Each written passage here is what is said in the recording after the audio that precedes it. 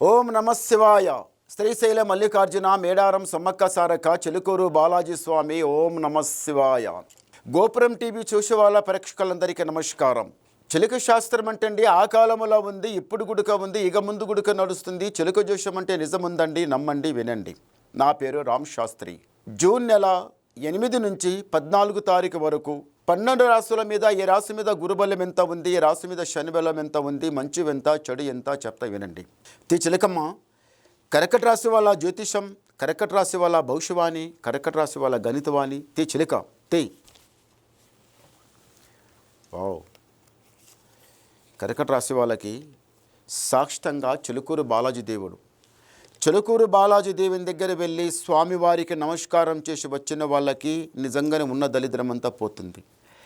ఏదైతే మీరు దందల లాస్ అవుతుండ్రో, ఏదైతే జాబులో మీరు లాస్ అవుతుండ్రో, ఏదైతే విదేశీ ప్రయాణం పోకుండా ఊకున్నారో, పోవాలనుకొని పోకుండా ఉన్నారో అది తప్పనిసరిగా వెళ్తారు, వెళ్ళి వస్తారు. మీ ఇంటి లోపలైనా కానీ బయటైనా కానీ అరకత్ బరకతుల లాభం ఉంటుంది, మంచి లాభం కలుగుతుంది. కానీ మీకు ఈ శని దరిద్రం అనేది కర్కట రాశి వాళ్ళకు చాలా చెడ్డగా సతాయిస్తుంది. కొన్ని రోజుల నుంచి ఆరోగ్య సమస్య చాలా చెడ్డగా నడుస్తుంది. మనసు అనేది శాంతం ఉండలేదు, బరకత ఉండలేదు. మస్తు కష్టపడుతుండ్రు, కష్టానికి తగ్గట ఫలితం లేదు. అందరు నావాలనుకున్నారు, తిన్నారు, అవతల పడిండ్రు. ఇప్పుడేం ఆలోచిస్తున్నారంటే మన ఇంటి లోపల ఉన్న వాళ్ళందరం గుట్టు ఒక లెక్క ప్రకారం నడవాలనిపిస్తుంటారు, కానీ అయితలేదు. అది కాక ఇంటి మీద కొంత నరదృష్టి, నరకన్ను అనేది చాలా చెడ్డగా నడుస్తుంది. ఏదో చేస్తుంటే ఏదో జరుగుతుంది. అన్నిటికన్నా ఆరోగ్య సమస్య చాలా చెడ్డగా ఉందండి ఈ రాశి వాళ్ళకి. కర్కట రాశి వాళ్ళకి ఆరోగ్య విషయం చాలా చెడ్డగా నడుస్తుంది. నా అనుకున్న వాళ్ళు మీకు ఎవ్వరు అయితలేరు.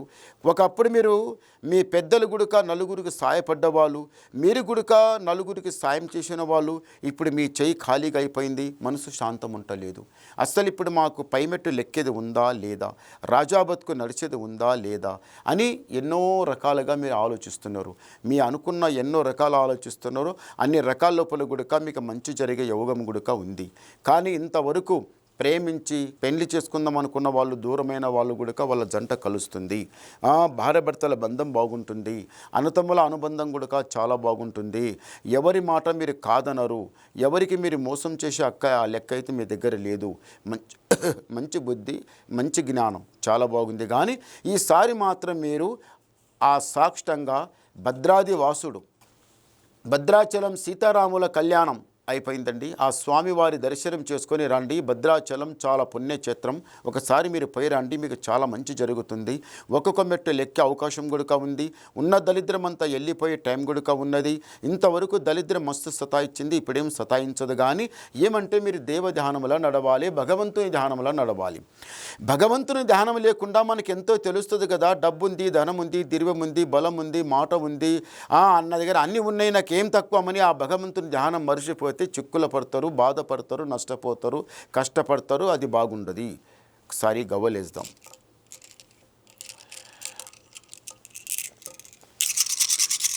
ఓం నమ శివాయ. Lucky number 3. చాలా మంచి గవ్వలు పడ్డాయండి, 3 పడ్డాయి గవ్వలు. ఈ కర్కట రాశి వాళ్ళకు ఆదాయం 2, యాయం 11, రాజపూజ ఫలం 4, అవమానం 7. ఆహాహా. మీకు కూడా శని 7వ స్థానంలో ఉంది. గురువు తక్కువ ఉన్నాడు, శని ఎక్కువ ఉన్నది. అది కాక 7వ స్థానంలో శని ఉన్నది. మీకు ఏడిపిస్తుంది, సతాయిస్తుంది, మీకు చాలా పడకొడుతుంది, చాలా ఇంటికి చాలా బాధ పెడుతుంది దరిద్రం. చాలా జాగ్రత్త మీద ఉండాలి, దేవధ్యానంలో ఉండాలి. భగవంతునికి మరవవద్దు, దేవునికి మరవవద్దు. మీకు అంత మంచి జరిగే టైం వచ్చింది. కానీ ఏమంటే శని బలం చాలా ఎక్కువ ఉన్నది. దేవధ్యానంలో నడవండి. ఇంకా మీకు ఏమైనా డౌట్ ఉంటే నాకు ఫోన్ ద్వారా మాట్లాడండి, మీ డౌట్ క్లియర్ చేసేస్తా, ఉన్నది మొత్తం చెప్పేస్తా. నమస్కారం.